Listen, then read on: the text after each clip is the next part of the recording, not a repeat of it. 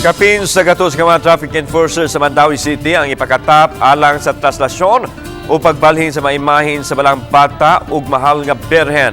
Ang traslasyon ipahigayon karong Biyernes, Enero 13. Gilauman nga mubugat ang dagan sa trapiko tungod sa maong dakong kalihukan subay sa kapistahan sa Senyor Santo Niño. May ang detalye ni Nico Sereno.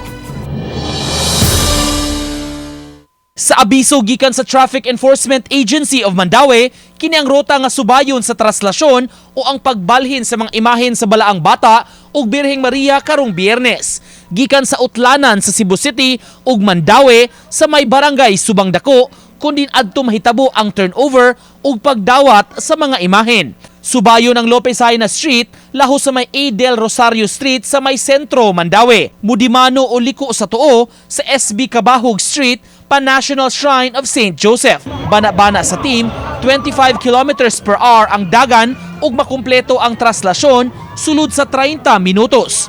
Mudeploy sila og 140 ka mga personnel alang sa kalihukan. Kay ato mang butangan ang each nga dan para way makasunod sa atong convoy sa translasyon.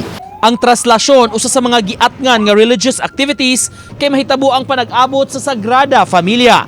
Muistar sa Mandawi ang mga imahen hangtod sa Biyernes sa gabii, una pa sab himuon ang laing traslasyon pagdala sa mga imahen paingon sa Lapu-Lapu City. Uban ni Rod Prado, Nico Sereno,